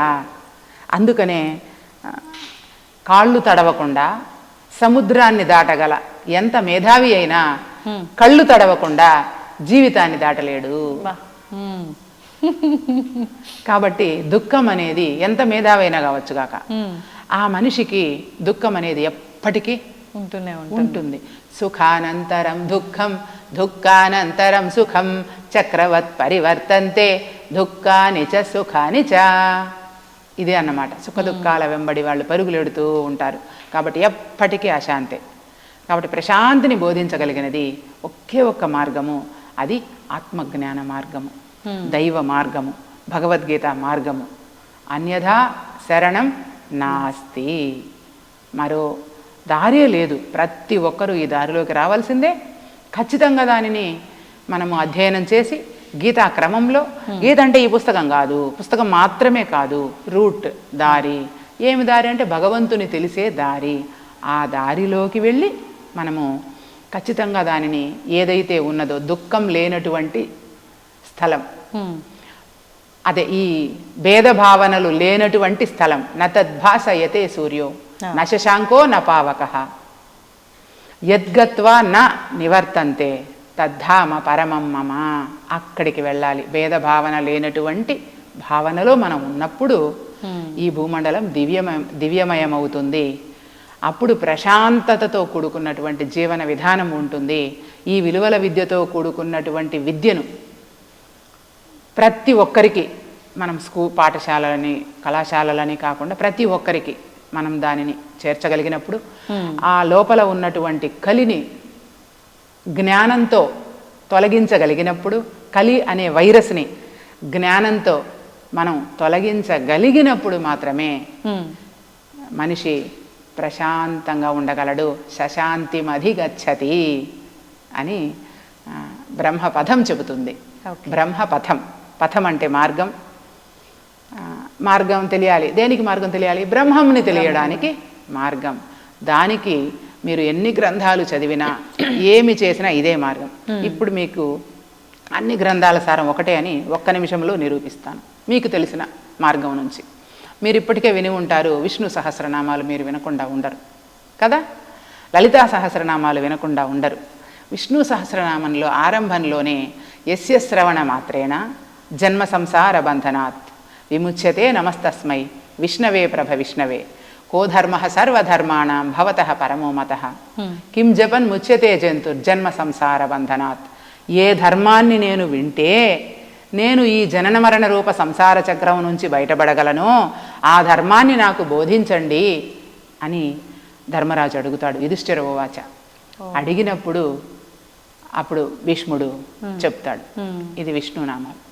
ఇలాగే ప్రతి గ్రంథం, ఇప్పుడు బ్రహ్మసూత్రాలు అని చెప్పాను. బ్రహ్మసూత్రాలు 555 సూత్రాలు ఉన్నాయి. జన్మాద్యస్య యతః, జన్మ దేని నుంచి కలిగిందో నాకు అర్థం కావడం లేదు గురుదేవా అని ఆలోచనలో పడినప్పుడు ఆ గ్రంథం ప్రారంభమవుతుంది. ఓకే కదా, అంటే అధాతో బ్రహ్మ జిజ్ఞాస అనేది మొదటి సూత్రం, జన్మాద్యస్య యతః అనేది రెండవ సూత్రం. ఈ రెండు సూత్రాలలో కలుపుకుంటే ఇప్పుడు నేను బ్రహ్మత్వ విచారణ చేస్తూ ఉన్నాను, అసలు నేను ఎక్కడి నుంచి వచ్చాను, చీమ అనుకున్నది అదేనా? అవును. ఇక్కడ బ్రహ్మసూత్రాలు ప్రారంభమైనది ఇక్కడేనా? విష్ణు సహస్రనామాలు ప్రారంభమైనది అక్కడేనా? అక్కడే కదా. ఇప్పుడు భగవద్గీత, ధర్మక్షేత్రే కురుక్షేత్రే సమవేతాయుత్సవః మామకః పాండవాశ్చైవ కిమకుర్వత సంజయ. ధర్మక్షేత్రం అంటే ఈ ధార్మిక శరీరం, కురుక్షేత్రం అంటే మీకు ఇందాక చెప్పానే కలి, అతను. మరి అయితే నువ్వు ఈ ధర్మ సంస్థాపన కోసం వచ్చిన ధార్మిక శరీరంలో ఉన్నావు కదా, మరి ఏం చేసావు ఇక్కడికి వచ్చి, ఎవరు నువ్వు తెలుసుకున్నావా అని ప్రశ్నిస్తుంది. మీరు భాగవతం ఆరంభంలోకి వెళ్ళినా ఇలాగే ఉంటుంది. శ్రీ కైవల్య పదంబు చేరుటకునై చింతించదన్ లోక రక్షయిక ఆరంభకు భక్త పాలన కళా సంరంభకున్ అని మొదలవుతుంది కదా. అంటే కైవల్య పదాన్ని చేరడానికి, ధర్మ పదాన్ని చేరడానికి నేను చింతిస్తూ రాస్తూ ఉన్నాను అని చెప్తుంది. మీరు ఏ గ్రంథమైనా తీసుకోండి, మనకు సమయం లేదు గనక ఏ గ్రంథమైనా మీరు తీసుకోండి, లలితా సహస్రనామాలు కావచ్చుగాక, ఏ గ్రంథం మీరు తీసుకున్నా అసలు సత్యమైనది నిత్యమైనది ఏది అనేటటువంటి విధానంలోనే గ్రంథం కొనసాగి ఉంటుంది. కానీ ఆ మర్మము మనకు అర్థం కాదు. అవును. అంటే ఏది చదివినప్పటికీ అది చదువుతున్నంత వరకు, వింటున్నంత వరకు, పారాయణ చేస్తున్నంత వరకు, మళ్ళీ అది కూడా ఈ భౌతికమైనవన్నీ శాశ్వతం కాదు అని తెలిసి కూడా భౌతికమైన వాటి కోసమే చదువుతున్నాము, వింటున్నాము తప్పితే దాంట్లో ఉన్న ఆ జ్ఞానాన్ని తెలుసుకోవడం కోసం చదవట్లేదు. 25 పైసల అగరివత్తి కాల్చి 65 కోట్ల వరములడుగుతాడు. అది పరిస్థితి. ఎందుకంటే నేనేమైపోయానంటే లోకవార్తలకు మరగి కర్ణముల మీ కథలు విననేరను, పొద్దు పోవకయున్నను వేసరక పొరుగిండ్లు తిరుగుగాని బుద్ధి మాలిన చిత్తము నీ యందు నిలువదే నారాయణ. అది పరిస్థితి. నిక్కమని సంసారము మది నమ్మి నీ స్మరణ చేయలేక, ఈ కనిపిస్తూ ఉన్నదే శాశ్వతం అనుకొని నేను నీ గురించి నేను తెలుసుకోలేకపోయాను. అక్కట పుట్టి గిట్టి జన్మములు ఎత్తి తిని రామ రామ అని. అది ఎప్పుడు చెందుతుంది? దేహము ఇది పోయిన తర్వాత. ఎప్పుడు ఇది పోతుంది? కన్నులును కానలేక వీనులును మున్ను వలె వినగరాక తన్నుదా నెరుగలేక మేనెల్ల తడబడుచు రామ రామ. అప్పుడేమవుతుందంటే ఈ విజన్ ఆగిపోతుంది. మీరు ఎప్పుడైనా చూసి ఉంటారు, మనుషులను కూడా గుర్తుపట్టడం లేదంట ఇప్పుడు అని చెప్తారు కొంతమంది పెద్దవాళ్ళు అవసాన దశలో ఉన్నప్పుడు కదా. అంటే అప్పుడు గుర్తుపట్టలేదు, కళ్ళు తెరుస్తారు. మనం వెళ్ళి నిలబడ్డామంటే అవ్వా నేను ఎవరో చెప్పవ్వా, నేను మనవరాలు వచ్చాను చూడవ్వా, కూతురు వచ్చాను చూడమ్మా అని అన్నప్పుడు కళ్ళు తెరుచుకొనే ఉంటుంది అమ్మ అవ్వ. అవును. కానీ చూడగలుగుతుందా? చూస్తారు కానీ గుర్తుపట్టలేరు. అంటే అప్పుడు ఏమైంది? అప్పుడు ఇప్పుడు నేను చెప్పినవన్నీ అది తలపోస్తుంది అన్నమాట. ఇన్ని రోజులు నేను ఇలా ఉండిపోయాను, నిన్ను నేను తెలియలేకపోయాను, కాబట్టి నాకేంటి దారి, నా పరిస్థితి ఏమిటి అని ఆ కలి ఏదైతే ఉందో ప్రపంచాన్ని ఇబ్బంది పెట్టిందో అది తిరిగి అదే బాధపడుతుంది. ఇది విడిచిపోయిన తర్వాత ఇది విడిచిపోతుంది కదా. ఏ విధంగా విడిచిపోతుంది? ప్రకృతి సహజ సిద్ధంగా దాని ధర్మం ప్రకారం అది విడిచేస్తుంది. అది విడిచిన తర్వాత దేహం ఉన్నంత వరకు ఏం జరిగింది? దేహం ఉన్న వరకు మొహసాగరమందు మునుగుచుందురు శుద్ధ మూఢజనులు సలలిత ఐశ్వర్యములు శాశ్వతం బనుకొని షడ్భ్రమలను మానజాలరెవరు సర్వకాలము మాయ సంసార బద్ధులై గురుని కారుణ్యంబు కోరుకొనరు మత్తులైనట్టి దుర్జాతి మనుజులెల్లా. ఏ మత్తులో ఉన్నారు? అజ్ఞానపు మత్తులో. మత్తులైనట్టి దుర్జాతి మనుజులెల్లా నిన్ను కనలేరు మొదటికే నీరజాక్ష. అంటే ఆ నిన్ను ఎవరిని? భగవంతుణ్ణి నేను తెలియలేకపోయాను. ఏం చేశాను? అప్పుడు పుట్టాను, ఇది నాది అది నాది అనుకుంటూ కాలం గడిపేశాను అనేటటువంటిది భావన చేస్తూ ఉంటుంది. మనసు చావదు, బుద్ధి చావదు, ఏది చావదు. వస్త్రం మాత్రం ఊడిపోతుంది. అది తిరిగి మరో వస్త్రాన్ని ధరిస్తుంది. దాన్ని భగవంతుడు అని ప్రజలందరూ భావన చేసి ఆధ్యాత్మికతను అర్థం చేసుకోలేకుండా ఉన్నారు. అందుకే వివేకానంద చెబుతాడు, 2 అవ్యక్తాల మధ్యలో ఉన్నటువంటి తేడాను గ్రహించడమే ఆధ్యాత్మికత అని చెప్తాడు. భగవంతుడు అవ్యక్తము, కలిపురుషుడు కూడా నీకు అవ్యక్తం కదా. అంటే నీ కంటికి కనిపించడు. ఎవరికి? భౌతిక చక్షువులకు కనిపించడు కనుక.